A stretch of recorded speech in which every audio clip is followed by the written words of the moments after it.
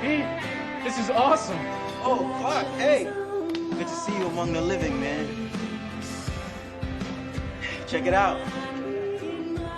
It's the latest talent mix. Thanks, Pete. Good to see you all among the living. Hello, everybody, and welcome to the Talon Mix. It's a Smallville recap podcast in defiance of God. I'm Brian. Zach is here. How's it going, Zach? How's your week been, buddy? The energy that Tom Welling and Sam Jones the third have in our opening clip, thanks Pete, is the difference between the energy in that clip and the energy in the episode we're about to cover is catastrophic. Night it's like, and day. It's like a different show, different actors. So sometimes we come into this show. There are seasons of this show where you and I have logged on and it's just been, what the fuck are we doing? Can we do anything else with our time? Like, I would say certain episodes in seasons, not full season, but there's certain not full seasons, right? But I would say stretches of episodes. I would say season 6 was patience testing. Yeah. What's exciting to me, I will say, about season 7 so far is there's a new, not floor, but new level of dimension of I don't like this. Yes, the show is bad in a way it's never been bad before. It's a different kind of bad. Don't take us. Not worse. This was not to be clear, I watched this while I'm doing dishes, you know? This was not unpleasant to watch while I did that. But there's a lot going on here. You and I texted about it a little bit. And what I said there was the show has been worse than this before, but it's never been so apathetic. This is just the lowest energy I've ever seen. All levels of production, the acting, the directing, the writing. It's like we have not one foot out the door. We're like our entire lower half of our bodies out the door. Yeah. And we're just hanging on by some fingers to the inside of the room. And the full context here is important. There's a lot going wrong, for lack of a better word. Yes, we've got creators foot out the door. We've got actors maybe a little over this as their job. We have writers who are about to strike, are probably during the writing of this episode, are probably in negotiations that aren't going well. And that's tense. That is a bad energy. That it mixed with these storylines aren't fucking anything. Right. Well, mixed with, probably one of the reasons the actors are over it is we've reached a narrative dead end.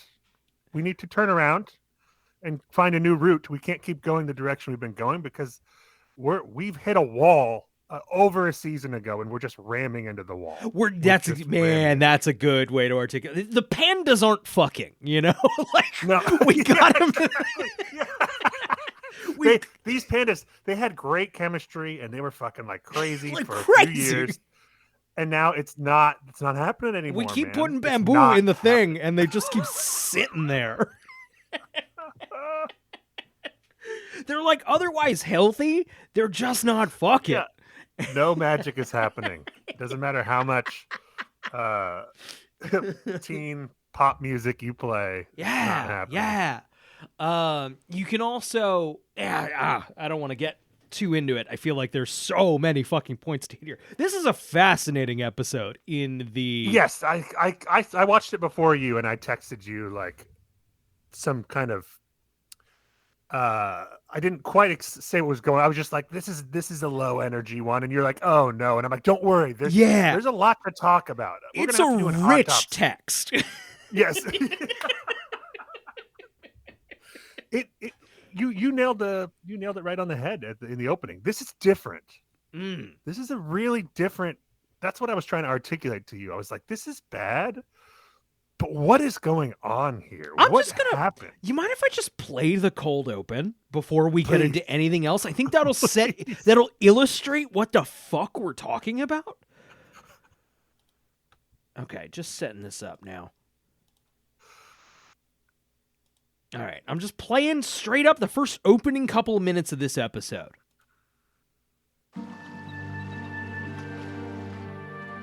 Lois, you've had Lois a and Clark near-death walking through the experience. woods. You should be resting. What are we doing out here? I'm going to find out what Lex is up to. Clark, you on the other hand are not required to attend. This is all After ADR. what happened Yeah. Why don't you take up Chloe's offer and hang out with her at the town? It's dangerous out here. And it seems that keeping you out of trouble has become a bad habit of mine. Besides, it gives me a good opportunity to say goodbye. You can't break up with me, Clark. We're not even a couple. Lois, I'm leaving Smallville. After Lana's funeral. Wow, didn't see that coming. Where are you running away to? Up north. There's something I need to do. What about the farm? You can't just let the corn die on the vine. My neighbor, Ben Hubbard, he's gonna run things for a while. And what's wrong, Lois? Thought you'd be happy to get rid of me. You kidding? Who am I gonna pick on? I'm sure you'll find someone. Now, which direction did you enter the dam from? No heat. No heat. No, and these are our two favorite. This is our favorite pairing. They got They normally heat. have heat. They got Yes, heat. Yes, they have heat. It ain't on right now. You're like, is the Oh, gas going? Is it just not? Is it the It's igniter? like- It's the Star Wars prequel problem where like you can hear the soundtrack like trying so hard to give you something. Yeah. Because it's a lot of like a line of dialogue and then dead nothing. Yeah. Almost like the The ADR is music's not like- done in the same room, you know? Like, The music's like da da da da da, da something's happening, I promise. Really? Please. It's oh man, there's just nothing there. There's nothing. and we're just cramming a lot of exposition into the dialogue. Like, there's no scene here, really. It's just exposition, exposition, exposition, which, of course, the cold open of the show needs, but it doesn't seem so obvious before. It's Right. hidden in This looks like storytelling. they recorded them running lines. Yeah. And they went with that take. This is like the what do you call it? The staging, like where Yeah. they're just figuring out Right. where everyone and it's I can't imagine coming across this on TV and stopping. And being No. like, oh, what's going on here? And it's like they are all the fire in their bellies right now feels gone. Of like once upon a time, Tom Welling maybe would have pointed to the script and like, I don't know if Clark would say it like this. And now it's just I don't fucking care. Whatever. He's like, yeah, Fuck. fuck. What time is it? God. When the show is good, I see Clark and Lois. I see Tom and Yes. Erica here Yes. at work. you and I we have often praised Tom Welling, particularly in the last few seasons for season 4 and season 5 for really like coming into his own. He is checked the fuck out. At least in this episode. I don't think Tom would watch that and be like that. And that's me on my A game. What are you talking about? Like, in fact, I'm expecting when their podcast gets to season 7 to hear hopefully some real shit about, yeah, man, we were tired and Yeah, the you think- writing wasn't very good. Zach like- still has optimism. We're going to hear something interesting on Tom. Once in a while they do. Once in a while. But like Erica Durance, she's not great in that scene either, but she's acting with nothing. Right. And later in the episode, she is, I think, the only member of the recurring cast who has like any sort of anything. Where Yeah. she's still got a little something there. And I'm not blaming, to be clear, like, I'm not blaming either of them. I don't think this is a No, talent no. problem. No. I think this is an I don't give a fuck problem. Which, No, this is you're in a relationship that has been over for a year and a half, and you both know it, but neither of you are ready to move on yet, or like you don't want to find a new apartment or whatever. Yeah. This is what's happening. We're watching work. That happens all the time with people's jobs, and we are watching that for, and it seems like from what the general fan consensus is, they're going to find love for the job again once it's forced to reinvent itself. Yes, once we bring in a new manager and some new coworkers, we get some turnaround with some, we've all worked in places where everyone is unhappy. Right. Kind of over it. Right. And that's not sustainable. You can't work in that. So they bring in some new blood. People are a little more enthusiastic. We get some new storylines. This is the consensus. No, this is the consensus worst season. And I actually think it gets better as it goes. This is the roughest start we've ever had. The first 2 episodes are. Once again, they're not these are bad. These are bad. I've been madder at them. I'm not mad at this. I'm just watching it die slowly. Right, yeah, you're just watching a loved one suffer. It's like I remember my grandfather being sick and like being near the end, and of course I wasn't like, I hope my grandfather dies, but by the end it was like, you gotta let this guy gotta go. He's not having a good time. What's happening is we're going on a double date with a couple that we love, but that is like clearly they are gonna break up soon and should, and it's like they've been holding on for way too long. And you have to sit through that dinner with them. Yeah. Yes. And you're like, you guys, it's okay. We can just move on. I have here screenrant.com. Every season of Smallville ranked worst to best. What do you think is number 10 on screenrant.com? It is not season 7. I was going to say, I know what they're going to pick, because they're stupid. I don't think you do. It's our favorite. Zach, I don't think you do. I thought they were going to pick season 4. I also would have thought that. 4. Zach, ScreenRant.com has season 5 as the worst. The worst? The worst. A popular one. The worst? Season 5 of Smallville had its work cut out for it. All 4 previous seasons were set while Clark, Lana Lang, and Chloe Sullivan were still in high school. Even when the stories differed, they had all the basic framework to rely on. Season 5, blah, blah, blah, blah, blah, blah, blah. Basically, they said the season started strong, but really dropped the ball. I mean, you and I had the same assessment. That's correct. It dropped the ball. But fan consensus has season 5 as one of the better ones.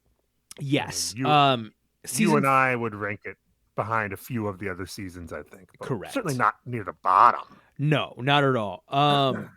Season 4 is next. They're wrong. God forbid the show is fun.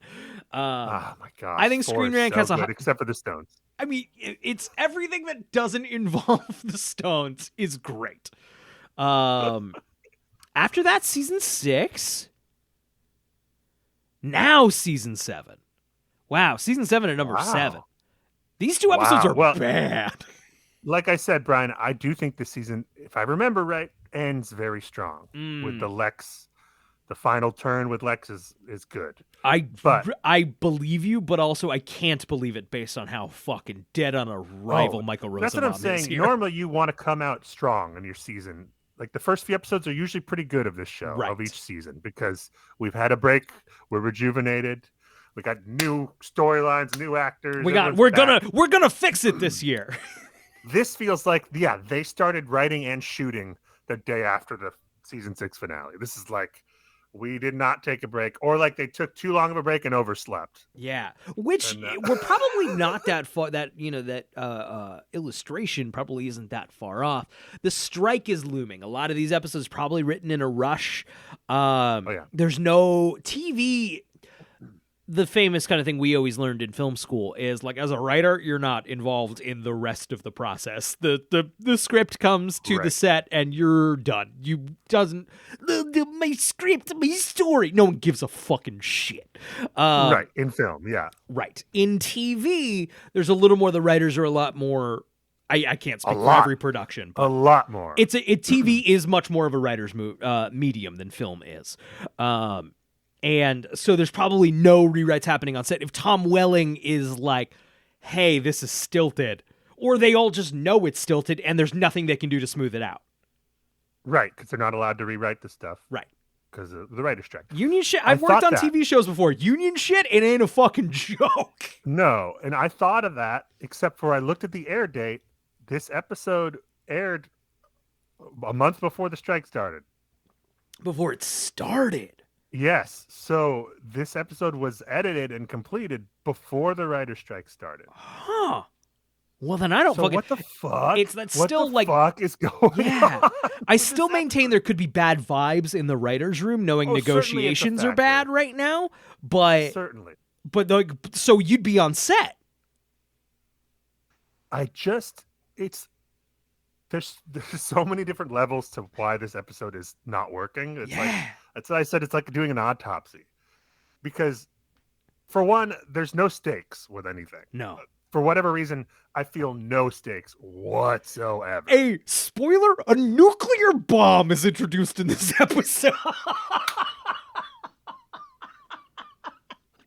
I forgot about that. It didn't feel like it, Brian. It didn't feel like there was a threat of anything happening. At 24 at its worst, at the nuclear bomb, you don't just go, oh, okay. Jack Bauer's pretty stressed about the nuclear bomb, even in the worst 24 seasons, of which there are many. It's funny, the clip you played, you stopped right before my favorite part, which is they stumble across Kara's ship. And oh god, Lois is like, "Oh my god, it's the spaceship," and Clark does the laziest gaslighting that he's ever done on the show. I just have to play it, right? I have to play it, right? Like I can't. Yeah, play it, please. This is okay. So they stumble across. I forgot about this, Zach. We it's just play the episode and just. We'll just play. I'm not about. Get a fucking load of this, guys. Southeast. Follow me. Walking through these Kansas. A lot of walking. These Kansas woods. Holy crap! This is amazing. Could you describe visually what Lois has uncovered here? Yeah. First of all, it doesn't look like a ship. It's just a red. It's a square. It's a red sticking square out of the ground with writing on it. No one would look at that and be like, "Oh, that's a spaceship." Just keep that in mind. There is a circle of Kryptonian gobbledygook. Sure. A meteor rock. Clark can't go near it. Oh my god. What do you think this is? Oh, this is probably just some sort of experimental airplane. And why aren't there any windows? Okay, first of all, just for first of all, I think the object she's looking at looks so little like an airplane. It truly is a red square, guys. It's a red square in the woods. And it's just like the laziest, like, it's probably an experimental airplane. Oh my god, I'm so tired of making shit up. Yeah, it's experimental. And why are there no windows? First off, okay.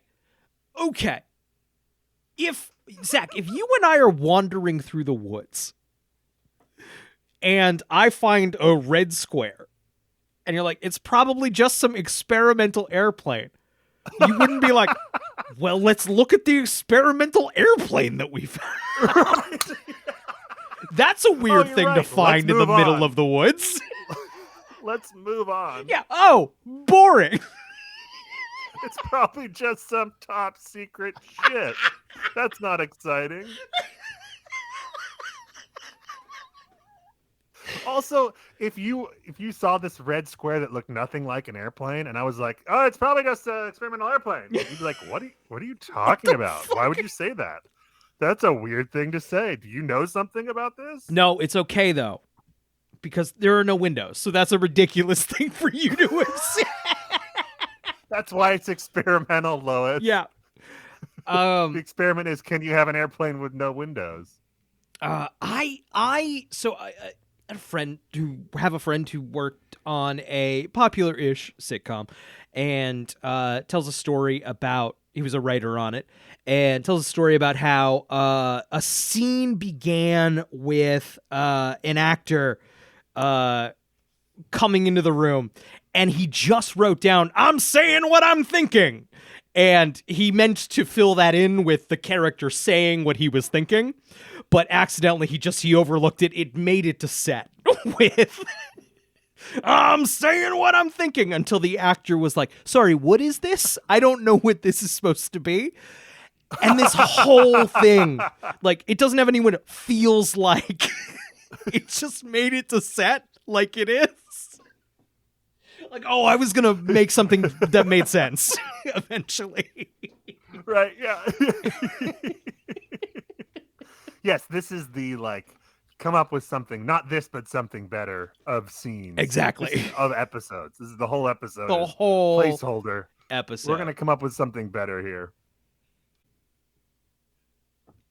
Okay, so just to reset here real fast, this week we watched Kara, the second episode of the 7th season of Smallville. It's the 134th episode overall.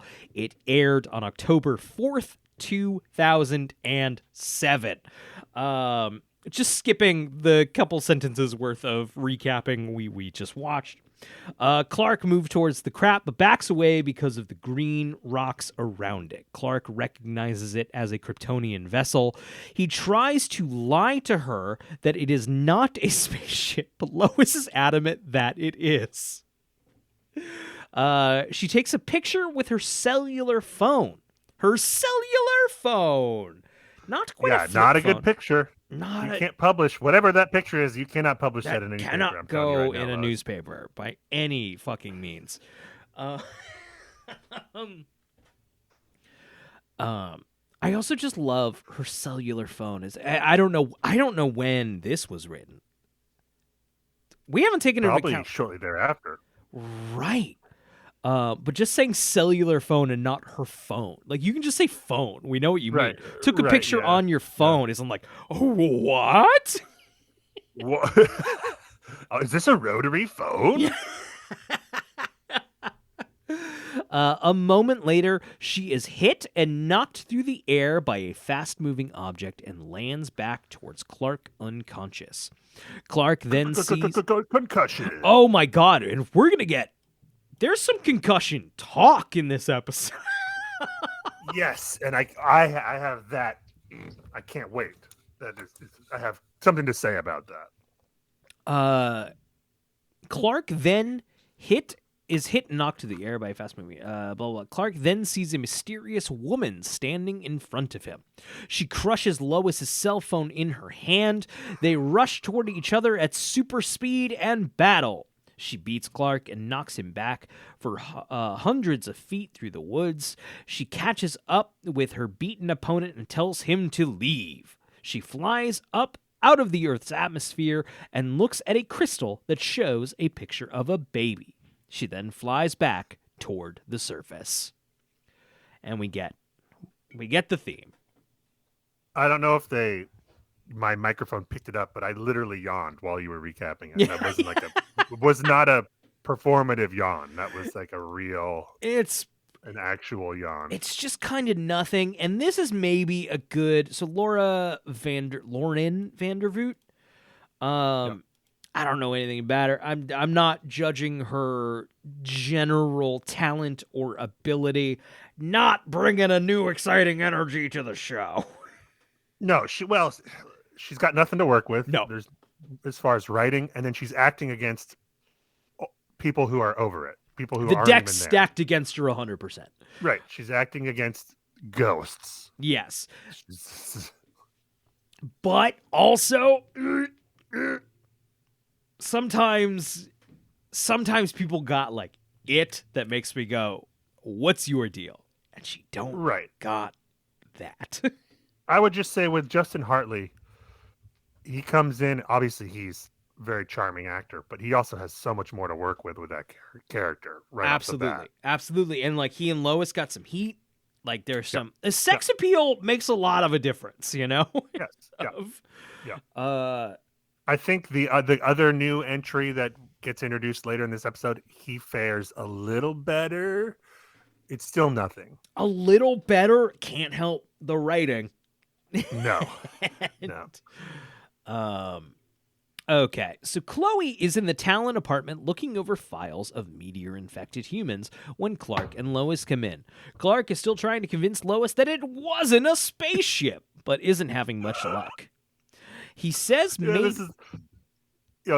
says it's probably just a styrofoam prop from a school play. Yep.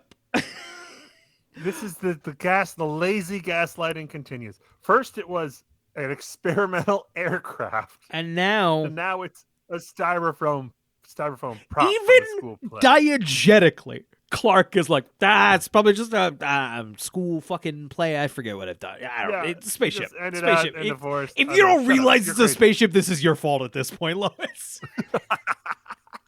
Lois, I can't keep holding your hand here. He's concerned about Lois is going to go investigate, and Clark's like, but you got a concussion, you can't just go out. So he's lying through his teeth if he's pretending to be concerned about a concussion. This has never before in the show been a concern for him. He knocks people out very willy-nilly. We have here, Lois points out that props don't knock people unconscious. At this point, the writers are being funny when they're talking about that, right? Right?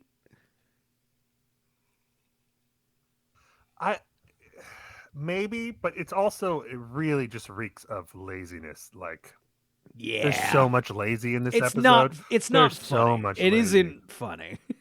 Because we skipped over in the opening scene.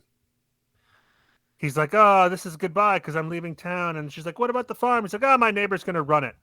Never mind that was who's going to run the farm, and having enough people to run the farm was like a problem for the first 6 seasons of the show. Yeah. Like, the farm is always in danger, but it's like, don't worry, my neighbor will run it. It gives a fuck. Shut the fuck up. It's fine. Yeah, he'll happily donate fucking. Yeah, how many? Clark can barely run the farm by himself, and he's Superman. He's Superman. Oh boy, it really just feels like, I can't write another Clark gaslighting scene. I can't do it. Yeah, right. Just have him suggest that it's a experimental aircraft or a styrofoam prop. I don't know what time is it. It's basically kind of in the story I told earlier of like it's just, and Clark says gaslight. Mm-hmm. Right. And then Lois says joke, but they forgot to write the jokes. Right. Clark repeats the cover story that she fell in the mud, hitting her head on a rock. Lois intends to go straight to her editor at the Inquisitor with the news. As Lois goes to change, Clark tells Chloe everything he saw, including the blonde Kryptonian girl that is as strong as he was and could fly. Chloe convinces Lois to go to the hospital for her bruises to give Clark time to find the girl. I don't have anything else to say about that scene. No. Lex is being held at the Kansas State Penitentiary. His lawyer says he is being released because a disgruntled employee confessed that he killed Lana and his fingerprints were found at the scene. Lex says the man didn't do it despite the evidence. Lex tells his lawyer that he thinks Lana is still alive. I'm not saying Michael Rosenbaum is worse acting wise in his scenes, because he's not. I think he's actually a better actor, probably. But he feels like if you zoom the camera back another foot, you would see a guy with a gun to his fucking head, making him film these scenes.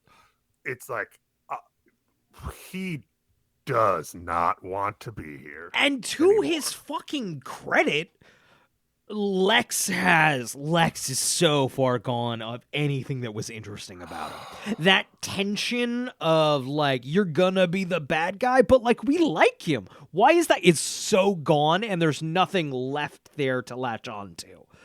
Lex, right? Well, and the problem is, the problem is they're trying to go back to that, but that's over. And then we moved into he's pure evil, and now they're taking even that away. Yeah, and so it's like we have nothing. We like, have. I don't know, what are you trying to do here? Is he really trying to? It's turn almost over a new we're trying to play reset here fully. Of a Kryptonian saves him from a car, and right. It's very muddled. It's just he doesn't not. For the last, and this isn't a this episode problem. It's a problem that I'm finding it's beginning to congeal over a couple of seasons of Lex stuff. Seasons 1, 2, 3. Lex stuff is the hype as shit, right? Lex storylines are like, this is the best stuff in the episode. And now it's getting to the point where the Lex stuff is putting me to fuck. This is now the third season we're getting into of the Lex stuff is putting everybody to fucking sleep. Yes. We changed the gimmick too fast, I think, or like yes, we changed the gimmick, and there's no Lionel right now. There's no Lionel. There's even no if scheming. there was, I don't think I find that interesting anymore. I'm not as excited by that because they're not. It's exciting when they're scheming against each other. They're not doing that. Right. All we have is right now is Lex and Lana because he's not really talking to Clark anymore, and just we are so far from giving a fuck about that. And she's not dead. We know she's not dead. Right. They don't know she's not dead, but no one cares. He's in prison, so he's alone. You know what I'm missing? I don't know why he's in prison. Based on what is he in prison? Based on what? Lana, no killing Lana. Yeah, right. They have no evidence. You know he's what I'm a billionaire, Brian. He is under house arrest, if anything. Right. We've now seen rich people doing crime. Like, right, yeah. Enough. Nothing happens to them. Yes. If you do a crime and go to jail, it's because you're poor. I mean, if you're a billionaire and you're in jail, it means you did it for sure. And Lex didn't do this, so he would not be in jail. Not even for a second. He did turn himself in, but right. But they would be like, "Hey, we don't have enough to turn." Right. Are you saying you did it? No, I'm just turning myself in. That's the other thing. He's like, I want to face the music, but also he knows he didn't do it. Right. So it's just it's a fucking disaster. It was clearly like it was kicking the can down the road of like, we'll figure this out, and now the road's over. What are you gonna do with this can? Hey, what do you want to do with this can? I also I'm thinking about, do you remember, it was in early season 1, 2, we're in Metropolis, the butt rock song is playing as Lex forlornly looks at the Kent family warmly hugging that life that he doesn't know anything about but sort of longs for, to be a part of that sort of warmth. Season 7, Lex, what do you think Lex wants? No idea. They don't know. They don't know. You don't know. No one knows. No. All right. Clark goes back to the dam and is shocked to discover the ship is gone, and the area is roped off as a crime scene. He sees 2 dead park rangers before the police tell him to leave. He suspects the Kryptonian girl is responsible. I don't have any fucking... No. Just keep going. We got... At the Daily Planet, in the building's loading bay, the latest issue declares Lionel Luthor is missing and presumed dead. Lex confronts Chloe, who is hostile towards him. She says she is not surprised to see him out of jail. He tells her he thinks Lana is still alive and suspects that Chloe would know what her plans were. Chloe refuses to believe him and leaves. There's no heat here. It's just even Allison Mack, who usually is like the only person putting in the work, is like sleepwalking. Brian, nothing is compelling. the wiki skipped over my favorite part of the episode, and it's the laziest, and it's unnecessary. They just okay. I'm just going to tell you. Yeah. Sorry, I'm just Don't be sorry. discombobulated. I don't understand. This episode slapped me in the face, and I'm confused. In the previous prison scene, Lex's lawyer is like, "Hey, some guy confessed to the whatever. Confessed. We found evidence. He did it. You didn't do it. So now you get to." And he's like, "No, that's bullshit." And he tells Chloe in this scene that Lionel paid off this guy to take the fall for Lex before he disappeared. How is that possible? Let's think back to the last 48 hours. Lionel sees Lana supposedly die. Right. He goes to Clark. They go to the dam. There's an explosion. At what point is he paying someone off to take the fall for Lex's murder of Lana? And the payoff here is we learned the man had cancer and was like gonna take was taking a payout to take the fall to make sure his family was provided for. Which I'll also say, if you wanted to go down that route, better Smallville would have done a little storytelling there. We would have learned about this guy, not learned about it off camera through fucking Lex exposition. Or how about there's no reason for this guy to exist? There's no evidence that Lex did it because he didn't do it, so you don't need a fake guy to take the fall for him. It doesn't. Oh. Especially since it comes up and it goes away in one scene. In one scene! You could just as easily have the lawyer come in like, they don't got nothing against you. You're free to go. You know, they held you for fucking 36 hours and don't have anything. And they can't charge you. Right. Yes. They can only hold you for so long before they fucking have to charge you. You make this thing up about Lionel doing something that makes no fucking sense for any reason. And that he couldn't possibly have done. I was like, what are you doing, guys? What are you doing? And that's not even anywhere near the most egregious, like, I don't fucking know. No, it's not. It's not, and we'll get to that. Which, and I've said before, like, I understand how this stuff happens. This sort of like, just concreting of like, happens all the time in Dungeons and Dragons games that I run. Of like, I kind of lost interest in the thread I was going down. I'm kind of going to come up with something else. Right.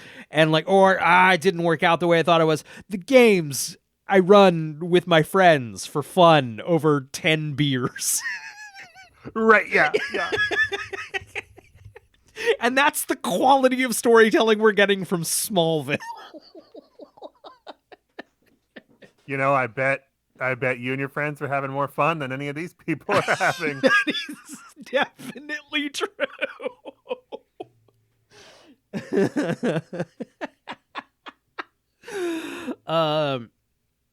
But the fact that I think this Smallville episode I have more wait what than like my Dungeons and Dragons campaigns that I run 3 sheets to the wind. Well, yeah, right. There's just so many unforced errors here. You don't. That was an unforced error. You don't need to bring up this problem that you have to fill with some kind of plot hole. Like you don't. What are you doing? Right. That should have been ironed out in a draft easily. But unless they're rushing. Yeah, I don't know. There's no fucking time. I don't know how. Because I believe, they got this season is shorter, and they got it written. Most of it was written before the strike, right? Yeah. Which probably didn't mean there were a lot of drafts done. It's funny how much as spectacular as it feels, and as what's the word I'm looking for? I always assumed the TV shows I worked on, kind of always expected, like, once I get into the machine, it will all make sense, and there will be people who know what they're doing and everything. And like, no, we're the same as any other job I've ever had. There were days where it's like That's how I imagine like the White House, the government. It's all just like You one big- screech into the deadline, and you Yeah. gotta do Yeah. what you got done. And just I've never seen it more in this show than here. It's just this episode is so startling because even in bad episodes, usually there's like a scene or two that has the juice, that has something. Oh, the juice is gone. No, The juice no is loose. scene- It's in a fucking there's no- Ford Bronco, so far from here. There's no life in any of these scenes. It's like any scene, there's no drive, there's no motivation, there's no anything. Yeah, and it gets worse. It gets worse. Yeah, it does. Chloe tells him there have been 911 reports that a mysterious woman has been appearing at preschools and scaring the children. She gives Clark her last known location. At a preschool, the woman is picking children up and asking them their names. Clark confronts her and super speeds with her down a road until they're alone. Clark accuses her of killing people, but she denies it. That sounds like from the Law and Order SVU wiki. Yes. The woman is at a preschool picking children up and asking their names. Yep. This just... Well, where are the supervisors at this preschool? This Right. woman's just picking kids up. Right. At my preschool, there are like 15 people watching everything you did. I also love, it's kind of, it brings me back to classic, I don't know when the last time you watched Terminator is, but it's charming to watch a 1984 future robot go back in time and have to like look in the phone book. Are you Sarah Connor? Like, going and looking, and as if the robot wouldn't be able to get like, I found you from your phone. You are Sarah Connor. Yeah, the robot that has mastered time travel is like looking in the yellow pages. Great movie. Damn it! There's 3 Sarah Connors. I have to call all of them.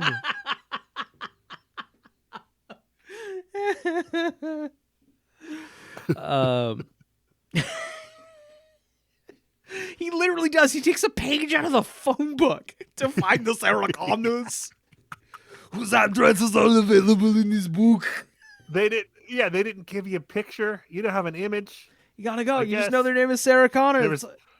There was no image of Sarah Connor stored on any internet database that Skynet took over at any point. Your address used to just be in a book that anyone could get. Oh yeah, man. Just your fucking Yep. address. And that was Yeah. fine. Yeah.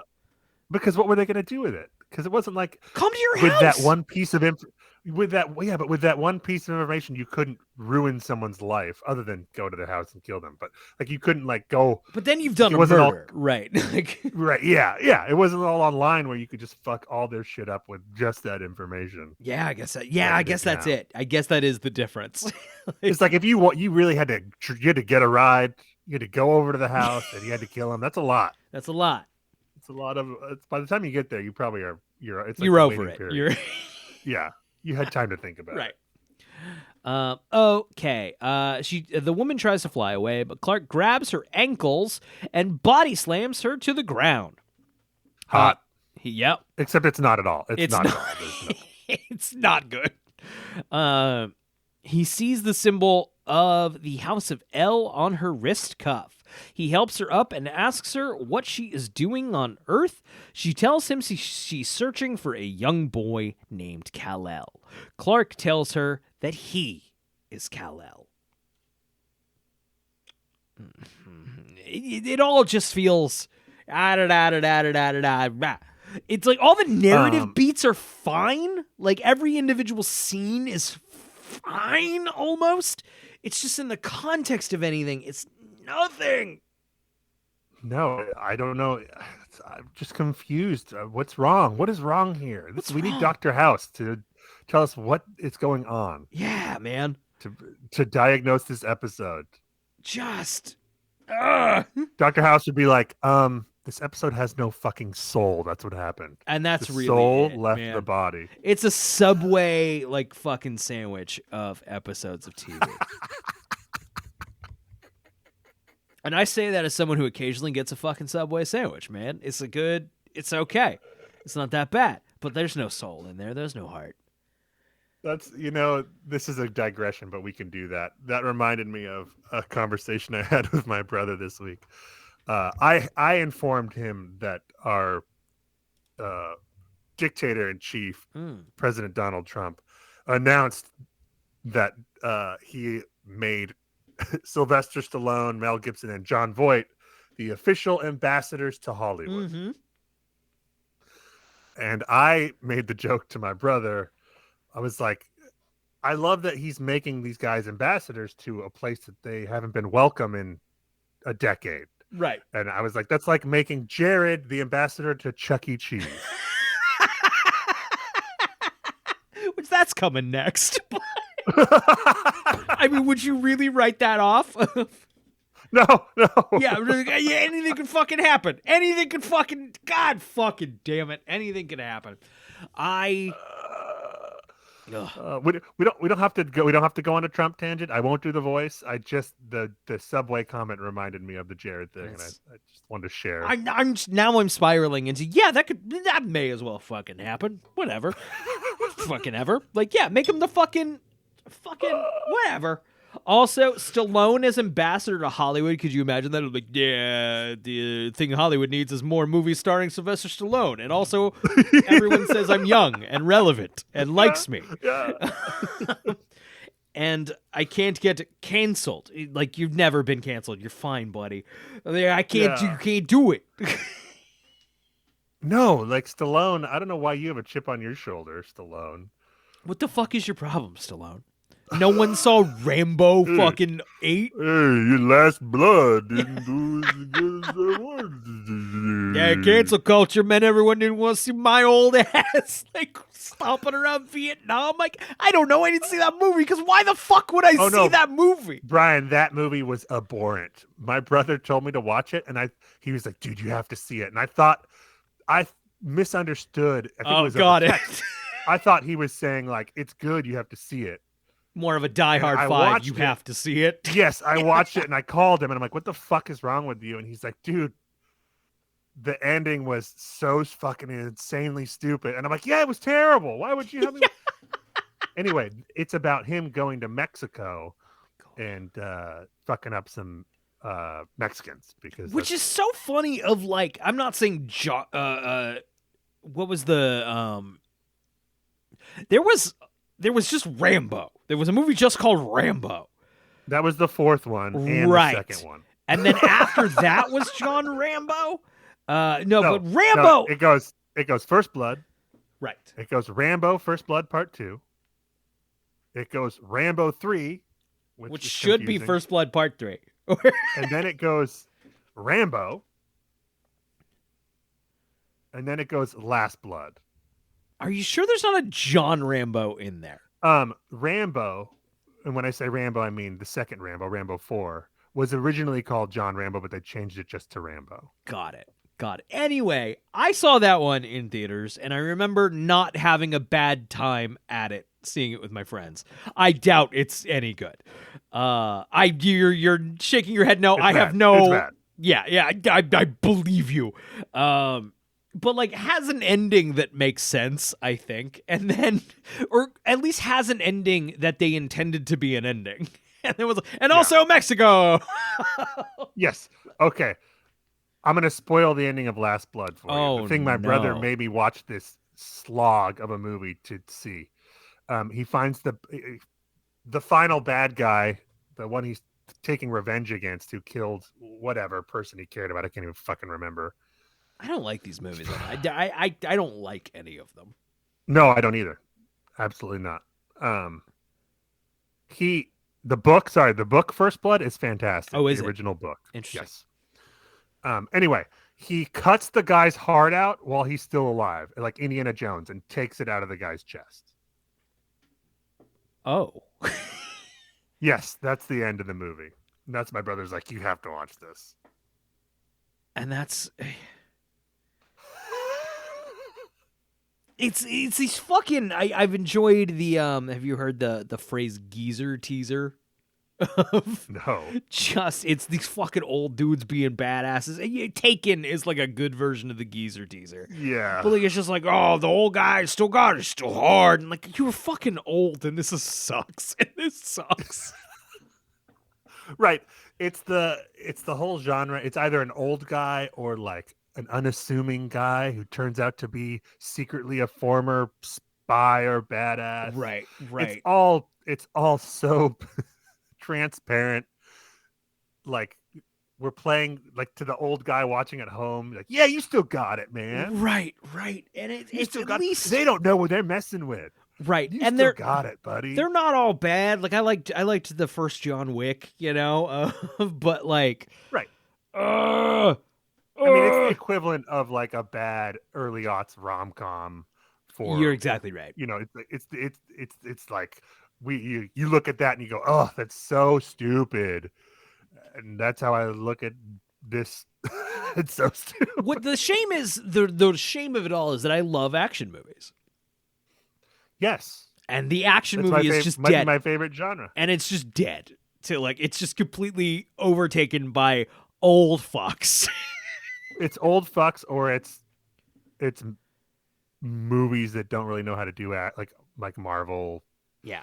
Or like, I mean, every couple years we get a Mission Impossible, and it's like, oh yeah, action movies, and no one takes a lesson from there of like cool good. And Mission Impossible I always find interesting of Christopher McQuarrie, the guy who's directed the last couple, is very good, very much a student of film and like very, very good. But a lot of like Mission Impossible is just throw money at it till it's good, Right. The script isn't some pure expression of art, just like fucking, all right, fix it. Keep paying for it till it's good. And well, also, a lot is written about how the stunts are real, and that's a lot of part of the promo. These are real stunts, and it's exciting, but it's also just they're really well edited and filmed action sequences. They're just good. They know how to make action sequences in those movies. There's storytelling in the action sequences. Yes. Whereas a lot of other franchises, it's like shocking how inept they are at doing action sequences. Because they're just shopped out to the visual effects houses. They don't even... Yes, totally. The director isn't even doing them. There's no storytelling happening in them. Or you get the John Wick movies, which I kind of enjoy, but I've never been crazy about because there's not storytelling in the action. It's just repetitive. It gets real repetitive. Yes, and I will say I like the first John Wick. I've kind of been has been so excited about the sequels that I've been like, yeah, I also like them. I'm kind of finally being like, they're not really for me, and that's fine. I will say I do think there's art in that choreography. Oh yeah, hell yeah! I don't recognize or connect with that art, which is fine. No, there's so much skill and art, and watching it. If I watched any 30 seconds of one of those action sequences, I'd be like, that was really cool. Did you see the fourth one? I didn't. Like I said, I'm kind of good. It's like long. 3 hours long. Yeah. It's like 3 hours long, and I would say 2.5 of that is fighting. And I'm like, by the end of it, I was like falling asleep during him fighting people. Like, that shouldn't happen. Yeah. And once again, like if you are into choreography, I can see that being a very rich text. I don't connect with it, and that's okay. I mean, I enjoyed the first two. Actually, the first three I enjoyed, but each one gets longer and more. I don't know. You can only watch so much of that. I think the first one's really good.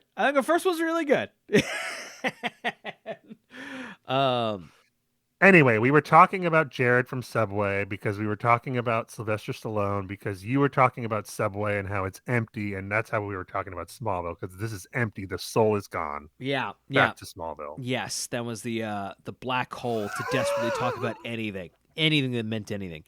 Lois meets Chloe at the planet. She has written a story about the ship and tries to convince Chloe to show it to her editor. Chloe, trying to both maintain secrecy and protect Lois from ruining her career, refuses to do so. She explains that the planet has just hired Grant Gabriel as editor-in-chief from the Star City Post. Brian, similar to the real Jimmy Olsen, I cannot wait for you to learn what this guy's whole deal is. Oh, I can't boy. wait for you to see what his backstory is and where they're taking his character. Great. Cannot wait. Grant appears during their conversation, and Chloe eagerly introduces herself. Although he seems to know a lot about her, he brushes Chloe off and begins to question Lois about her story. It names the Torch, which goes to, apparently the Torch is a nationally fucking syndicated. Well, Lex Luthor was really into it, or Lionel Luthor. Right, really... it went everywhere. So he's interested in Lois's story. He offers to publish it because it is the new direction he wants the paper to take, to the chagrin of the now comparatively conservative Chloe. I think there's some interesting heat here in talked about no new programs last week, and Lois maybe getting some action, some hooks into the Daily Planet and superseding Chloe is a program. I'm interested. Right. And we got new romantic interest. Yes. All too little too late. But yes. So I said I'm interested. I'm not. But at least it's something that you want me to be interested in. This is the most life this episode has. And it's like a faint pulse. Like the paramedics are like, I think this one might be let's load this one up. The most life this episode has derogatory. Yes, this one might have a chance. Right. Come on, get loaded up. We'll give it a go. Right. We'll give it a go with this dead body. Clark has taken Kara to his house. She is struggling to believe that he is Kal-El since he was a baby when she was tasked to watch over him, and her ship left Krypton right after his on the same course. Okay, we're now in this don't make no sense territory. We've been there. Yeah. We've been there for a while. Should I just play this fucking clip here if I can find it real fast? Yeah, play the clip. Yeah, hang on. Okay. Here we go. Establishing shot, Kent Farm. Those cows have more life You than can't anyone be in Kal-El. this episode. He's a sweet, chubby baby who laughed when you tickled his feet. Oh my god. You knew me on Krypton? Yeah, I used to watch over you. I don't understand. I mean, I left the planet right after you. We were on the same trajectory. Note that. Flag that. Ship. It seemed to be underwater for a long time. You must have crash landed during the meteor shower, into the reservoir. When the dam broke, it finally brought you to the surface. How long was I in suspended animation? 18 years.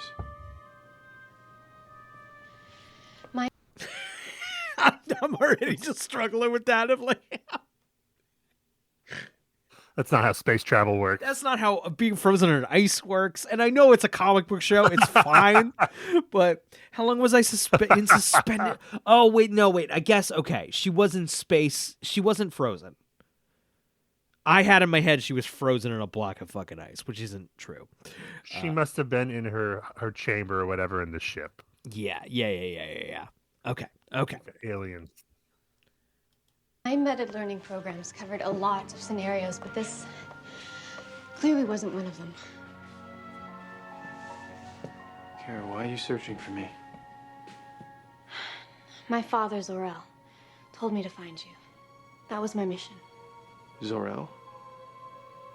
Zor-El and Jor-El are brothers. What? Then that makes us... Clark's reaction, pause it. Yeah. You can't see it, audience, but the way Tom Welling is playing that is definitely like, oh no, I've been fantasizing about you since we met. That's awkward. Oh, you've been like, hubba, hubba, ha, ga, ga. New blood in Smallville for me to be like, ha, ga, ga, ga. My girlfriend's dead. Ha, ga, ga, ga, ga. His reaction is, oh shit, that's awkward. Wow, wow, wee, wah. Which makes sense because she's attractive and she's Kryptonian and his heart just was broken. I mean, I'd be like, hey, all right. What are the rules on Krypton? Right, Maybe what's it's fine there. Yeah. Hey, I so think when you're trying to like keep the race going. I think cousins are fine if it's to keep it going, Yeah. right? To preserve our culture, right? Let me ask you something. If they had a baby on Earth, would the yellow sun give it powers, or does it have to start out on Krypton? I don't understand how it works. The show doesn't understand how it works. So whatever the show wants, I guess. Whatever they want. Whatever they want. We have not gotten to my first fire. Have we had has the flying thing happened yet? I mean, she flew. She flew. Has she said she's gonna say at some point? So why can't you fly yet? It doesn't make any fucking sense. It's okay. Well, we'll get into because it the writers said they made this deal with themselves that they were going to let me fly. So that's why we're gonna couch this conversation for. I have a whole thought here. I'm gonna couch it for when later comes up. All right, back in. Jarrell never mentioned your dad. He and his brother never talked.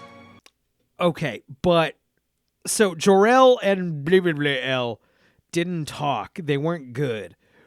But like your daughter hung out with the baby a bunch. it was weird. It was all it's family. It's mess. It's sticky. Sure. It's messy. Sure. Why? The House of El has a lot of family secrets that nobody ever discussed. Jor-El's fucking weird. Yeah, Jarrell. Like I don't know what Zor-El's deal is, but I know Jor-El's difficult. Just a fucking bitch.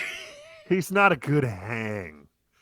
Oh, you didn't get to the ice castle in time. Gotta kill your girlfriend.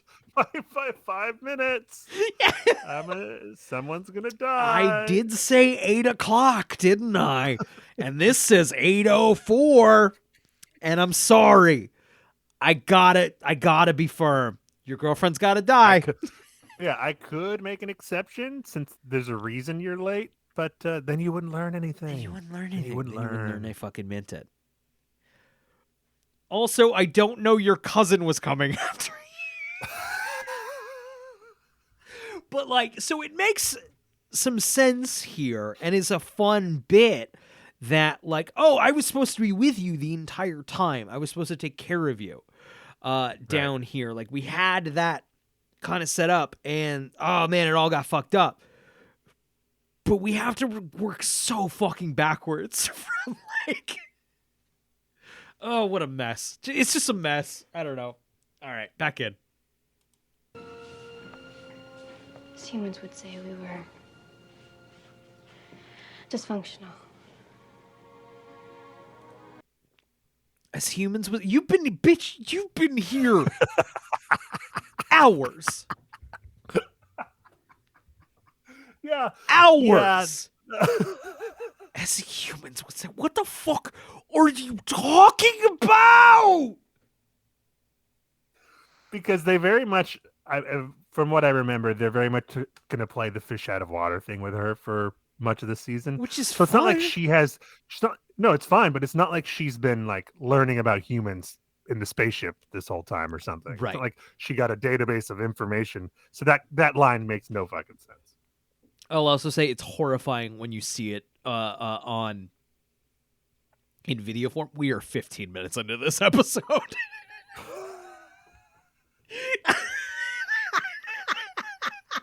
I do think maybe the wiki went a little out of order. I don't feel like there's that much more to talk about. Agreed. Okay, back in. Look, I'm sure you have a lot of questions, but right now we need to find my ship. I do it myself, but those green rocks, they keep weakening me. And trust me, you want to stay away from them. Huh. If you're around them too long, they can kill you. How would you know, Clark? You've never died from it. I have a much bigger problem coming up. Zor-El told me that the yellow sun would give me abilities beyond my wildest dreams, but he definitely... So, okay, also, so you've had these for hours. You've had these powers for hours. Keep in mind about it when she's being kind of a bitch later. Oh, it's coming up right here. never mentioned any fatal weaknesses. It's because he didn't know. The green rocks, they're called kryptonite. Radioactive pieces of our home world. Oh, never mind. How did pieces of Krypton travel 23 galaxies? You don't know what happened after you left. Well, I know we were in the midst of a global civil war led by General Zod. Zor-El told me that Krypton's salvation was on Earth, and that you and I were the key. I hope we're not too late. Kara, Krypton is gone. What do you mean, gone? Bitch, why did you think you were leaving Krypton? Bitch, why did you get into a spaceship following a baby? Bitch, why did your dad put you into a spaceship? Hey, bitch, yeah, your planet is fucking blowing up. There is a line enough of dialogue in there kind of trying to couch it, but it can't get across, hey, bitch, why'd you get into a fucking spaceship? No, that is a great point I didn't even think about. Like, what did they tell her? What Was did the reason they that tell they were... you? How They're like, can it oh, be? It's just gonna be for a weekend. We want you to go watch him for a weekend. So Yeah, we right. Can have a Krypton's grown-up salvation getaway. is on Earth. Hey, what's that mean? I'm a 25-year-old woman. You can tell me. Also, I can't remember if we have seen it or we will see it in future episodes. Krypton is falling as they put Clark into the spaceship. Like, That's I don't know that we see it in Smallville. You would know better than me. But in the movie, no, we do. Either we have or we do. Krypton. we definitely have it. Okay, Krypton is, if I remember, it is crumbling while he gets put in the spaceship. So she was like, That is the popular Is there- depiction of it for sure. It's not like and Superman the movie does not leave you in a place, and maybe everything will be okay on the ice planet. So she was in her house, and her dad was like, "No, don't turn the TV on. It's fine. Nothing. Just get in this ship. There's no. What's that shaking? I don't know. It's an earthquake. The planet is definitely not being destroyed. Get in the ship. The planet Salvation is on Earth. What the fuck does that mean? Be thankful you're not going in the prison hole like my brother's assistants that I'm not supposed to talk about, that I get in trouble at Thanksgiving for bringing up. Hey, Jor-El, I saw you at the park with your assistant. That was interesting. You guys seem like you had a lot to talk about there. Yeah. Fuck up, Zor-El. And then Mama L is like, "You two always fight at Thanksgiving." All And right. Zor-El's, or Jor-El's like, "Fucking Zor-El, you're gonna come at me? You voted for Zod. You voted I know for you voted for Zod." Zod's gonna make this planet fucking great again. He's gonna drain the swamp. Zod's gonna drain the swamp. Oh, it's funny because it's just happening. It's happening. It's just now, and there's no spaceship to save us. Dude, sorry, really briefly. Trump in his inauguration called out my hometown of Portland, and he said, they didn't punish any of the rioters over there. They didn't punish anyone. He says that basically as he's signing documents to free all the January 6th protesters. And did you see the police union is like, come on.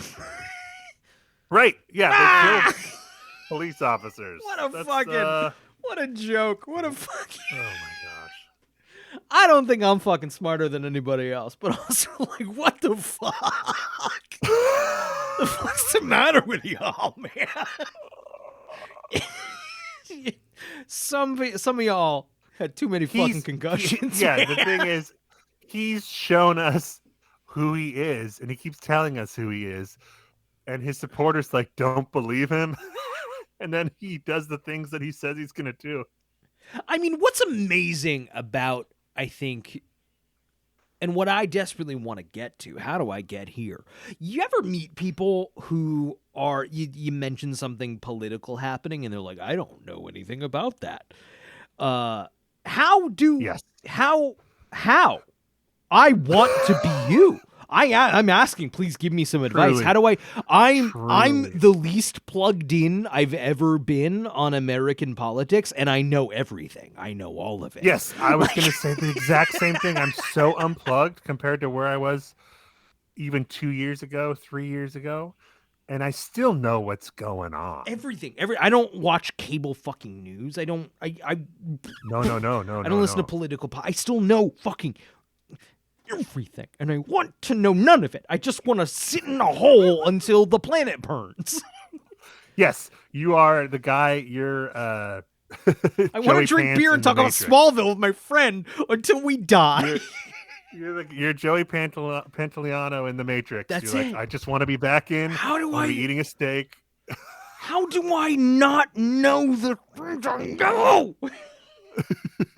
Yeah. How do I take the other pill? Right? How do I go back? And I've had a couple of beers. Fuck it. The first time he came around, this guy, a friend of mine, who I went to high school with, is FBI now, and so we got drinks. Probably less than a year into the first run with this guy. Yeah. And I'm at a bar with him, and I'm like, so how bad is it? How bad? Yeah. And this kid was always, like a George W. Bush Republican, Republican family, one of those that were common at the time. That wasn't as big of a deal at the time. No. So I'm like, what's up? And he looks at me with dead graveness in his voice, like, you will never know how bad it is. Like,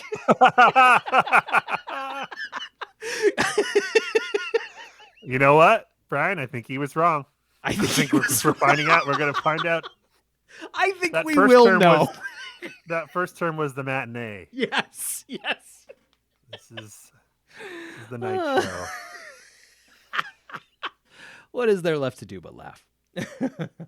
Oh, yeah. Okay, let's finish this scene. Smoldering. It exploded. You and I are the only survivors. Is that what my dad meant when he said this planet's about to explode? Get in the ship. I wasn't listening. I'm a teenage girl. Planets don't just explode, Kal-El. Ooh.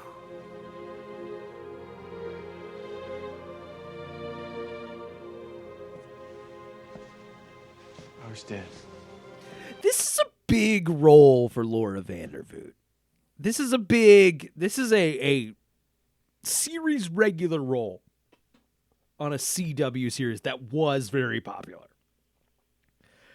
And I do feel bad that she's coming in and just has to say gobbledygook. Like, planets don't just explode, Kal-El. Yes, and she's coming in. Her whole family is watching this episode. Right? Yeah. And it's just gobbledygook.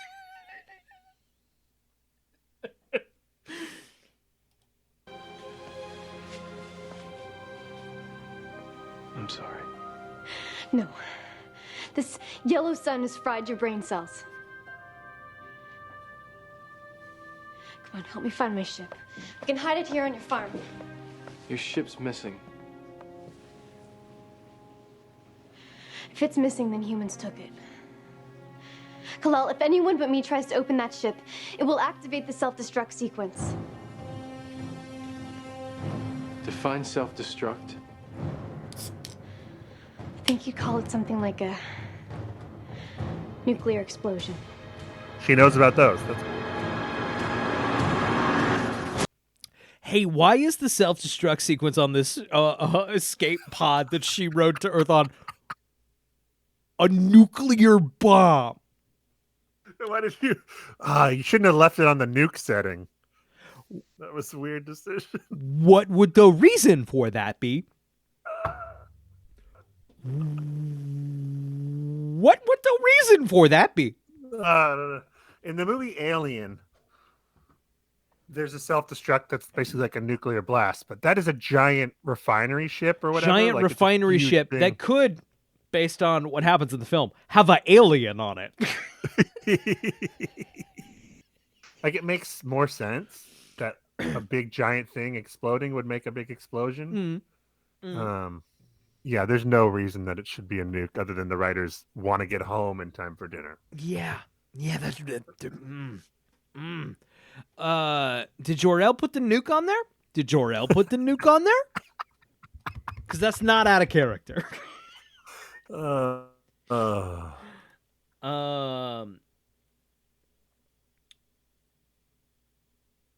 Okay, at a government laboratory, a man orders his team of technicians to open the ship, but something goes wrong. He instructs that the extraction protocols have been activated, and he tells everyone to get out.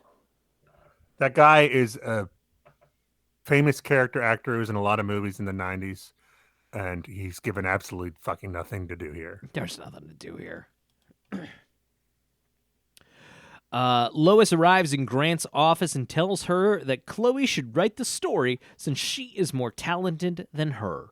Grant tells Lois that Chloe has lost her mojo and has become content to write mundane news. That's inappropriate for a boss to say to somebody. A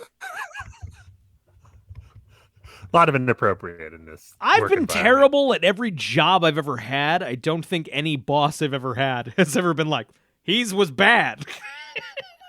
Yeah, To my coworkers. Brian lost his mojo. Yeah. He lost his mojo. Lois counter. Excuse me, sir. I never had mojo in the first place. Never had it. I tricked you enough to get hired, and then was immediately like, I don't want to do this. Yeah, it was always fake mojo. Lois counters that her cousin's feelings may mean a lot to her. He scoffs at her sentimentality. Lois turns and walks away, refusing the job. He pursues her to the elevator, saying she is using her high ground to cover the fact that she doesn't have a good story. Lois counters with satellite photos that show a convoy moving something from the dam site to Granville. Grant tempts Lois by saying it is her choice to become a great reporter or a has-been with regrets. There's some Nietzsche line stuff happening here. Yeah, a lot of Nietzsche adjacent. You're right. I don't know if we established Nietzsche lines have to directly be about Superman. No. They just have to be about the future we know is coming. Right, but there's some stuff here of like, you could be Lois Lane, a name synonymous with the Daily Planet, and he also does like the alternative is you could be no one, and he said something about her being 40 pounds heavier. yeah, whoa, Which another workplace no, buddy. whoa, hey, whoa, 40. That's a lot of pounds heavier. that's a lot of pounds heavier, and also or not, or fucking people put up pounds as they get older, man. It's fine. No, for sure. Also, fuck you. Also, maybe I had a fuck kid. you. Maybe I had a kid. Maybe any other thing. Maybe you just really discovered a fucking love for pizza, like some of us. Yeah. Go fuck yourself. Go fuck Rick yourself. Lex is back at home when one of his employees tells him they have tracked Lana down in Shanghai. Sorry, it says Shanghai, China. Using voice recognition software of telephone traffic. Lex tells him to prepare the jet or take off. No fucking Boring. thoughts there. Boring as hell. No. Clark takes Kara to the Kara or Kara. I feel like they say Kara in the show. Kara. I think Kara. Kara. I always said every Kara I've known. I've said Kara. But Clark takes Kara to the Daily Planet to see if Chloe has found anything. Kara is short and impatient with humanity's quote-unquote ancient technology because she wants to find her ship.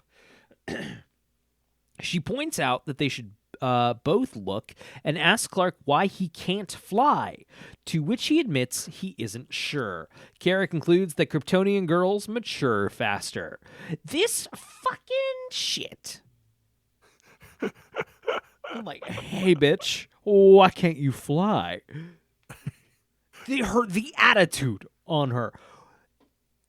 Days. She's had these fucking powers. You don't know fucking shit. You don't know fucking shit about how these powers manifest. This show has never quite fucking figured out what the fuck any of these powers mean. No. I mean, Clark flies, just not when he's Clark. When he was reset as Kal-El at the beginning of season 4, he flew. So okay. So he can. So he has the ability. He has, but also It's a mental like, block. but also, the powers come in with generally pubescent struggles. Like, he slowly developed them and learned them over time, one by one, in themed episodes around something that with a pubescent high school issue that correlates. But Kara gets to come out of the fucking thing and has them all at once? Don't make no sense.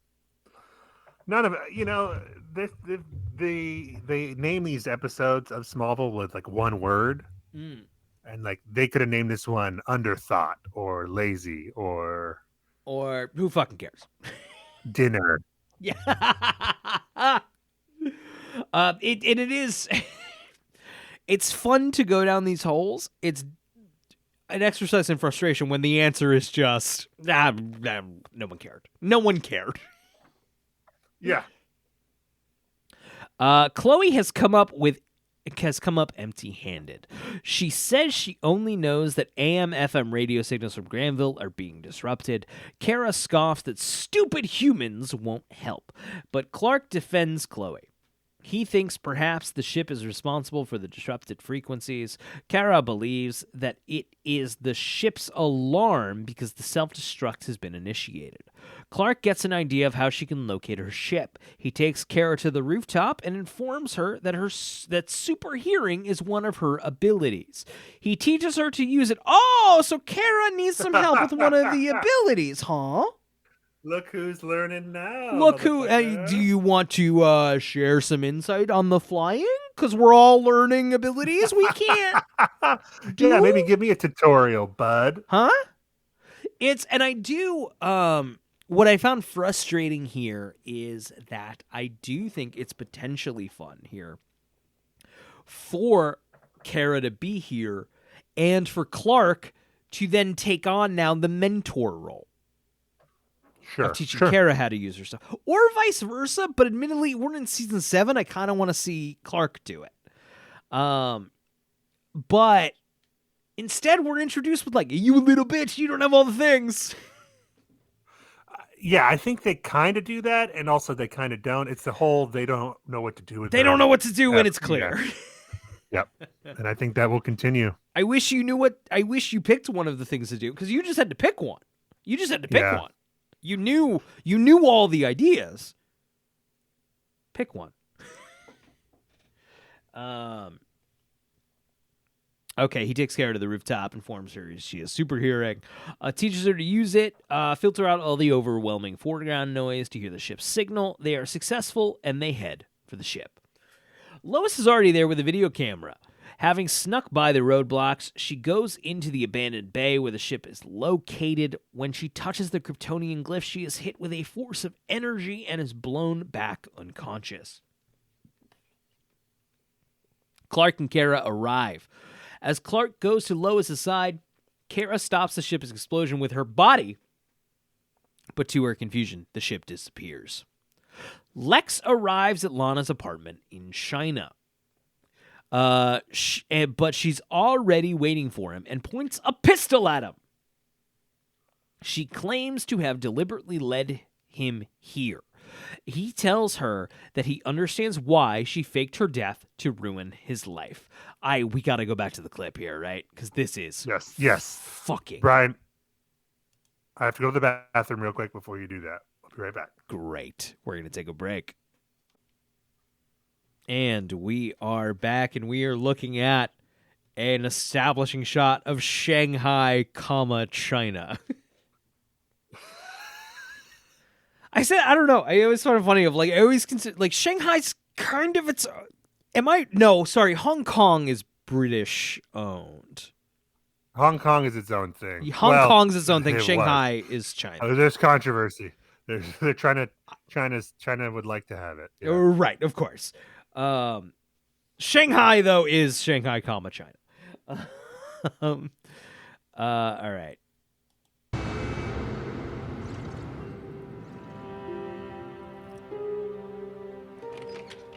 We're in Lana's apartment. Lex steps in.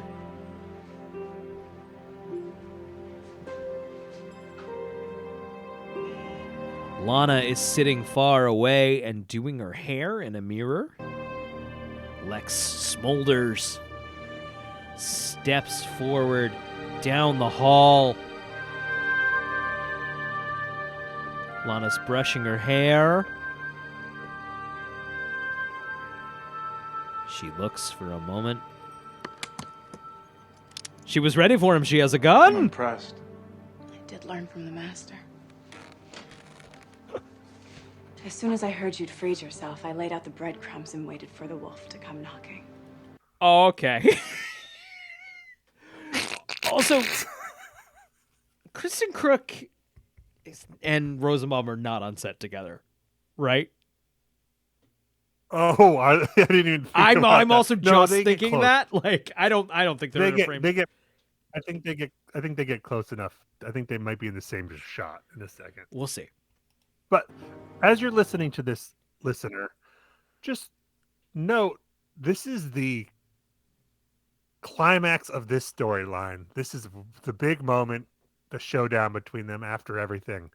And there's just nothing here. I There's don't know that how we're doing this is the correct way to inform our listeners of where this story goes. I don't know, and the only way to know is to try. It's so what's about to happen is so fucking insane. I don't know any other way to do it than just you gotta hear it. You gotta hear it. I can't. Here's the thing. If we don't just play the fucking audio, you won't believe me. The thing is, what you're saying is all true. It's so outrageous, but also because it's so lifeless, I don't care. Yes. It wasn't an exciting, exhilarating, like I didn't get horny for it as I do whenever No, like an this insane scene thing is happens. so dead, and then that happens. I was like, yeah, okay, sure, okay, Sure. fine. Fuck you too, Smallville. That's fine. Get canceled. I don't care. yeah, this is over. It's over. All right, here we go. Tell me, Lex, how are you planning on getting your revenge? Lana, if I wanted revenge, we wouldn't be having this conversation. I've come here to beg for your forgiveness. With a gun pointed at your head, you'll say anything, won't you? The things I did to you are beyond inexcusable. So far, it's been shot, reverse shot. I don't blame you for wanting to ruin my life. I probably would have done the same thing. Only not as elegantly. I always knew you were smart, Lana. I didn't know you were brilliant. Wow. Using my own Insult? science against me. Compliment? It wasn't science, Lex. It was your own psychosis. You cloned me. Pausing here for emphasis. Now, if you're listening, and you didn't watch this episode along with us, you might have a moment of, did I miss something? No. Because I had... Zach, because you can confirm, I was watching this doing dishes, and then I stopped, and then I texted you, did I miss something on the cloning thing? Was this at all seeded, and I just missed it? No, they planted 0 seeds. This is This is completely out of nowhere. We cut to a warehouse. Chairs are sliding through. Not exactly. Model 503 was never alive. We see a Lana clone getting wheeled out of a factory into a body bag by Lana. We were able to wheel it out of my lab and place it in the driver's seat.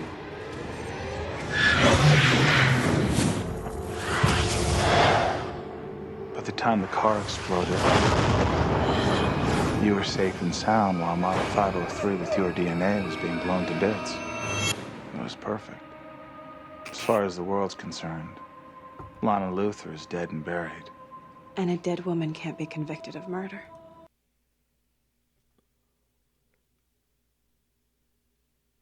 What the fuck? It's that now. I'm not at all suggesting, Zach, if they went down a Lana clone storyline, I think you and I would be defending it as like it's a Superman show. You could absolutely do fucking clone bullshit. Yeah, well, absolutely. Why And not? not at all out of the fucking realm of a fucking stupid clone DC comic show. Hey, what? What you can't do is be like, yeah, I was a clone. It was a clone. I took the clone, and then I put the clone in the car, and the car exploded. Do we think, maybe at the end of season 6, she maybe was gonna go? Maybe. No, because they've had that. I don't know. I just know. But that's the if I was maybe watching- part of it. They if I left was it watching open. This episode, if I was watching this episode with like someone who'd never seen it before, the show, like, Yeah. this is the first episode, they would go, "Oh, there's cloning in this show," and I'd go, "Nope, Nope. there hasn't been cloning before." Nope. That's how they play it. They play it like, Ah, Oh, yes, yeah, of course. you The cloned it. clones. This cloning could have played into the pregnancy storyline. this is. We agree. This was clearly not the plan. No. Because if the plan was No. that it was a clone, they would have showed her the clone die to trick the audience instead of doing the very obvious, the ice cream truck or whatever pulls in Right. front. When And- she and then the dies at explosion. the end of the season, we get it very clear. We do not see it. This is, and if I'm not saying cloning stuff didn't come up in the writers' room and they weren't hanging on to it, but like no one wanted it to happen this way if that was the case. Like, But this is another lazy, like unforced error because you didn't have to have her cloned here. we didn't see it. We didn't see No. it to do this. Oh no! And the whole thing is like, we found her fucking DNA on the scene. Just don't do that. Don't have them find that. Well, also, she was there at the scene, so her DNA might be there. There's so many She- ways you could have gone other than this, which is stupid. Oh, it's just cloning. It's a clone? Yeah, sure. Yeah, it's the most like, if you don't care, why the fuck should I? Right. That's this whole episode. Is they don't care, I don't care, no one cares. You'll never hurt another person again, Lex.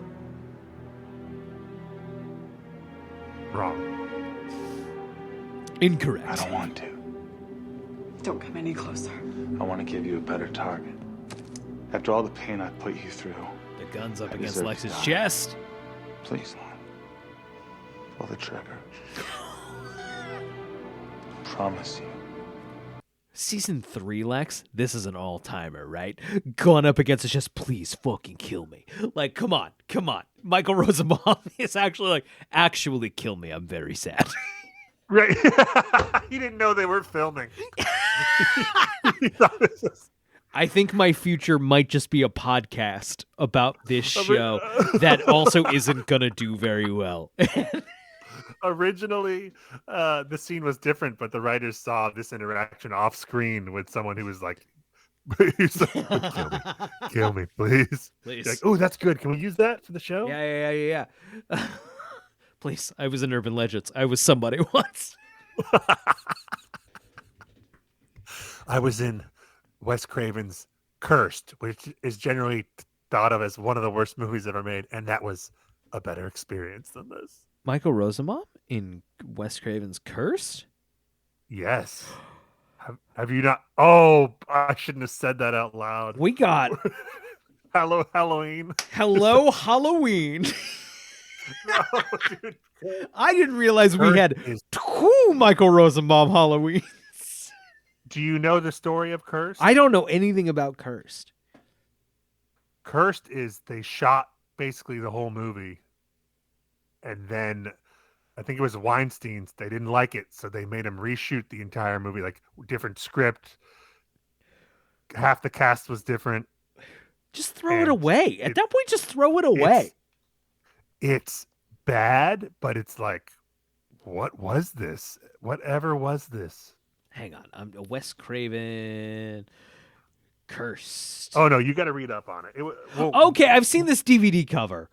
I'm familiar with this. Honestly, when we're done with this podcast, take a peek at the wiki. Just read the basic backstory, and Great. I've read the script of the original version, and I've seen the final version, and neither one is good. Neither one would have been a good movie. Oh, interesting. It's But a Kevin Williamson screenplay of Scream. Yes. Who he was hot at the moment. He was writing all of these at the time. The final version, what we got is shocking. Oh hell yeah! And I remember this DVD sitting at the top of the Walmart bargain bin. You know, like that's where like no one was talking about the movie. I just saw the cover, No. and the DVD did not have rave reviews on it. All right, back into this scene. The world would be a better place to do it. Kill me.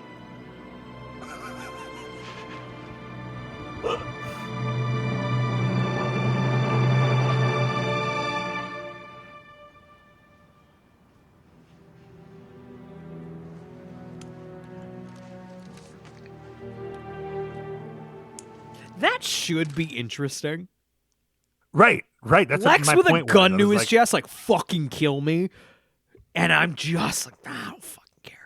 And that's what I was saying when we started the scene of like, keep in mind this is like the climax of their story. Yeah. This should be a big moment.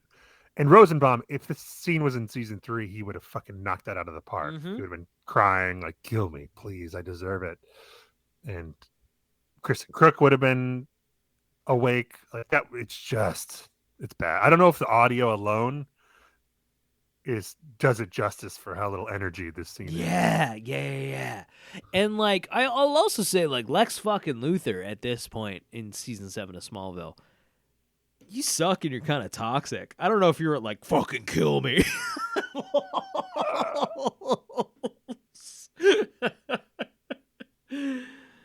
Yeah. Lex is taking the gun. Looks at Lana. Lana's crying. Lana's holding it together. Gosh, If you wanna come back you to might be Smallville, right. They you'll look be like safe. they're not in the same room with each other. No, they're not at all. No.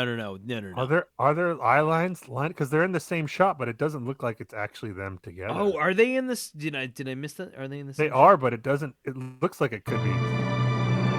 Feeling it. Going back. Okay. Yes, you are right. They are in the same shot. That could be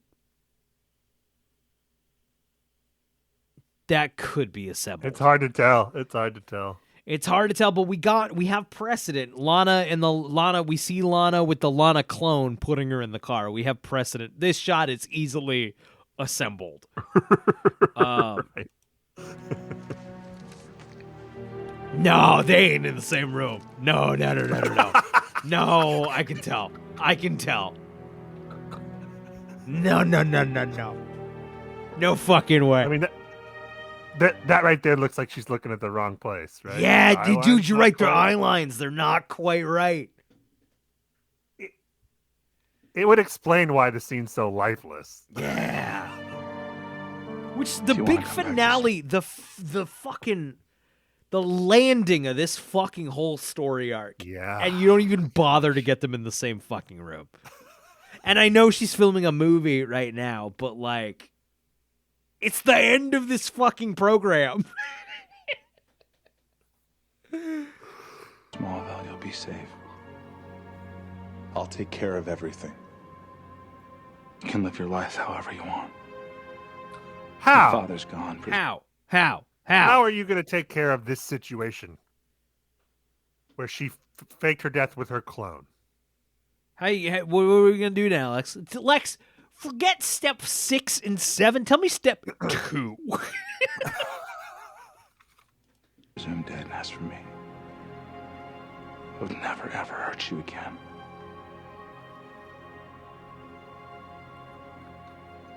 I'm sorry, Lana.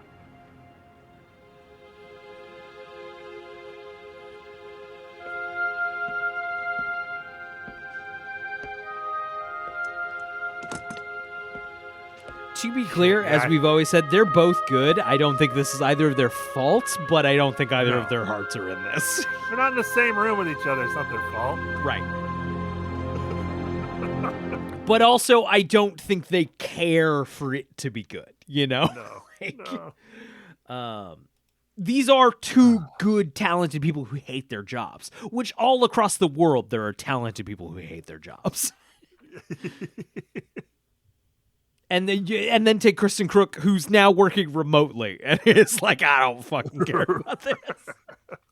She's like, I've just spent 12 hours shooting Street Fighter 2. Come at me. Which is probably also going through its fucking own writer's strike bullshit. Yeah. Not that it would have been better. We do have to maybe do Legend of Chun-Li at some point for this podcast. That's fine. Why not? At this point, fuck it. At this point, fuck it. It's not a horror movie, technically.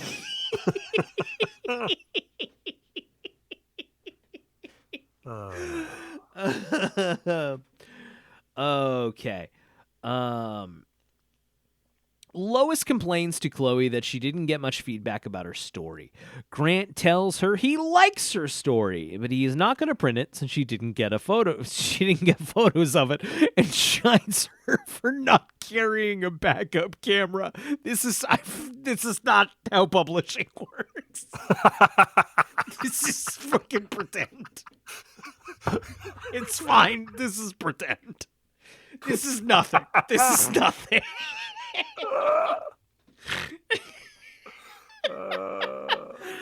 Still, he likes her writing enough to give her a job at the Daily Planet and a desk right across from Chloe. I did like the line he gestures to like the water fountain or the water cooler. He's like, I'm giving you a waterfront view. And also, Chloe, fuck her. You're going to fucking outpace her while she's standing right there.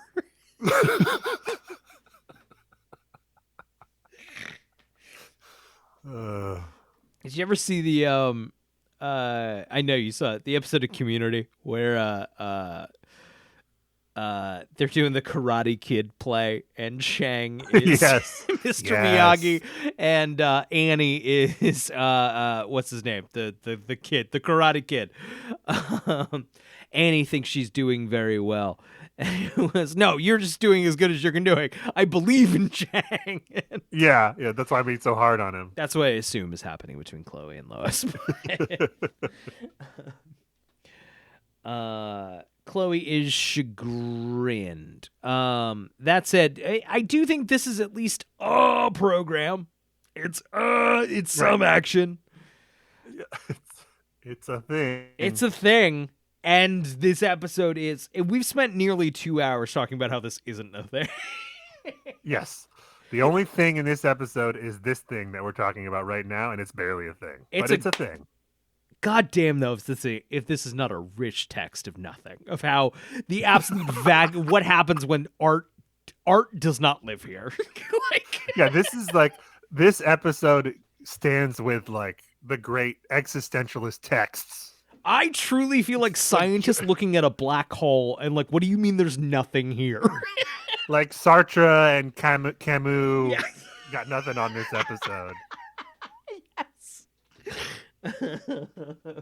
We truly have never seen like an episode of Smallville where like there's nothing here.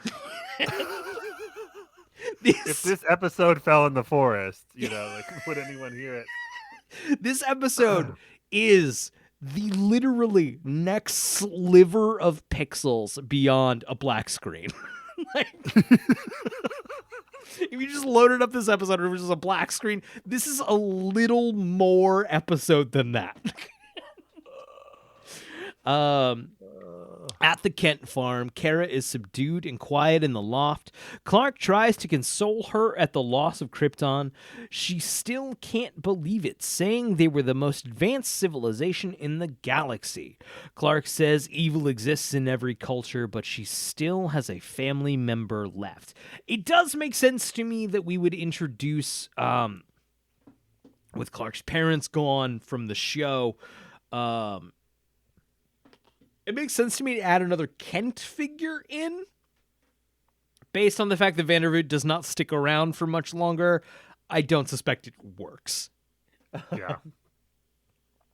He asks her to tell him about their family. Kara tells Clark about his mother, Lara. Clark offers to let her stay on the farm as long as she wants, and Kara is grateful. She then warns him about a crystal that was in their ship. And by the time we got, I'm like, fucking crystal? Is it fucking crystal? Oh, fuck. Another fucking nothing? Right, this will be something later, right? Right? Like, can we stop? Can we fucking figure out what the thing is first? Yeah, stop writing checks you can't cash, Smallville. That's exactly it. Your checks have been bouncing for a while, bro. I want to know what the fucking MacGuffin does. And don't get me wrong. Hey, no, don't leave. I'm calling the bank. I'm calling the bank to make sure this check has money behind it. Before you, okay? You can't not Lost establishment. Lost gets a lot of shit for like, oh, they didn't fucking know. They still found compelling enough avenues. And don't get me wrong, Lost has plenty of shirked storylines, but like they kept it compelling. Oh, yes. Oh, there's no competition between Lost and this is the worst kind of what like Lost did.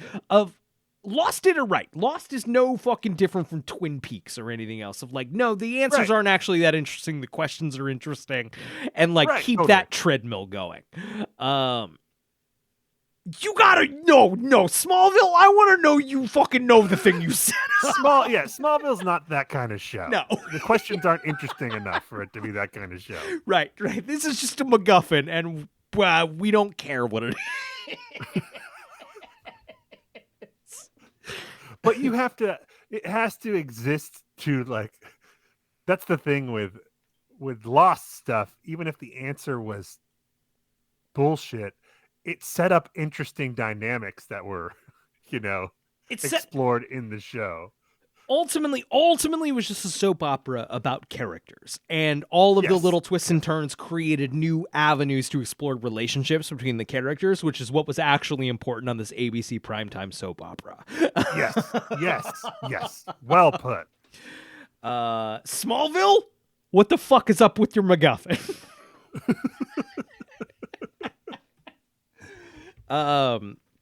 Okay, Smallville in the restaurant that is my life. Smallville's got a picture up on the wall with a bounce check. Yes, you know what I mean. Yes, absolutely. The wall of shame. Yes. Okay, so she warns about a crystal that was in her ship that only a Kryptonian can destroy. So it would have survived the explosion. In Washington, D.C., it is revealed that a mysterious scientist testing the ship has obtained the crystal and it is delivering it to the U.S. Department of Domestic Security. I'm sure this will all coalesce in a satisfying way.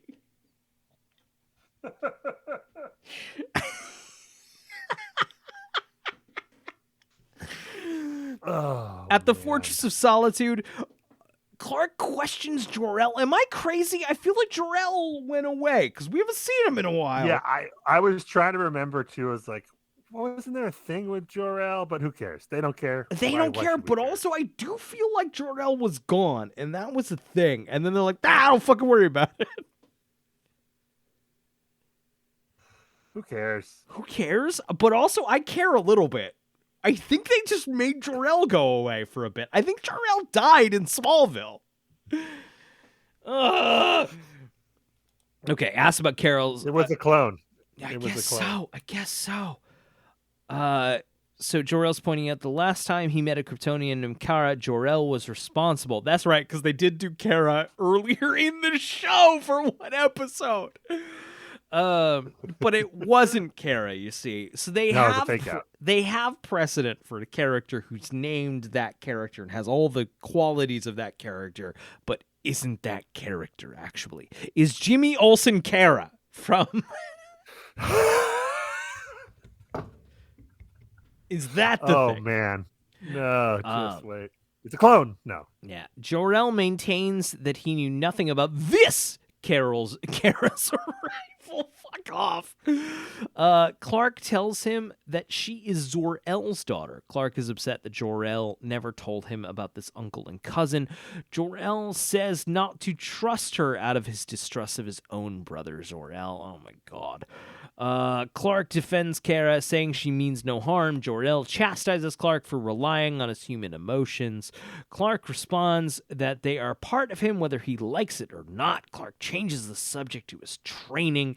Jor-El says this training starts with Kara, and he is to watch over her, that she possesses a greater threat than he believes. Another thing, I'm sure this will all fucking come together in a way that we will be like, wow! I'm so satisfied. At the mansion, Lex has drawn a picture of Kara, giving it to one of his men. Great artist. Lex is. We never realized before that he is a great artist. Didn't come up. He's been busy. He's beautiful drawing. Beautiful. Use whatever resources are necessary to find her. God damn, what an episode. What an episode. I think this is one of the most fascinating episodes just in its It really fucking just, nothing. oh man. And one note I had that I never got to read. This is the buffest Tom Welling has been, I think, on the show. Ooh, yeah. I didn't notice, but his arms are jacked in this. At this point, I think it's season 7 in general, he's pretty buff. Where does this align with Draft Day? Where he was playing a football Draft match? Day's after. No, I think Draft Day's after the show's done. Oh, really? What year's Draft Day? Yeah. Draft Day. Oh, yeah, no, wow. Yeah, Draft Day's 2014. Okay. Yeah. Got it. I'm looking through right now the rest of the wiki. Lois's cell phone was Sprint. Great. Money well spent, Sprint. Stunt performer Larissa Stednichik doubled for Eric Endurance in this episode. I reckon Larissa Stednichik put this in there.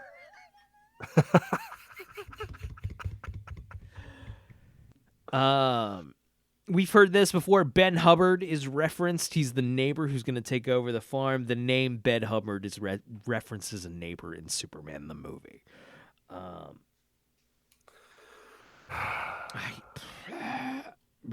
Okay, so we haven't heard from Jor-El since the episode Zod, which is a sixth season episode. The premiere. Yeah. The wiki doesn't have anything of like, all right, fine. Fucking fine. That's it. We're at fucking an hour 53 minutes. This is fucking nuts. I can't believe we spent this much. I have so much. I could go on for another hour easy on this episode, brother. But we won't. Zach! Any final thoughts? No final thoughts. Great. I think I don't know if it's going to get much better for a few episodes. It can't be this nothing. No, I think you're right. I think maybe it'll be No, you're right. I think there's going to be something. We're hitting an episode. There will be something. The next episode is the one that I've constantly told the story of, is the one I remember watching with my dad, and my dad being like, what the fuck is this? That's next. Fuck, dude. At least that will be something, though, I think. I think it's going to be bad, but it'll be a something, hopefully. Right. Fingers crossed. Fingers crossed. Guys, I have a fucking zine, or not a zine, a newsletter called Dirtbag Nostalgia, baby. Dirtbagnostalgia.substack.com. Go there. Give me your email. It's in your email. It's sent straight to your email as a milk crate of dusty ass weird comics that smell like cigarettes. I don't know. It's fun. It's fun. It's a blast. I'm a fan. Thanks, man. That's it. Anything else? Should we get out of here? Zach, what's your question for the Smallville let's guys? go. My question for this Smallville episode in particular is,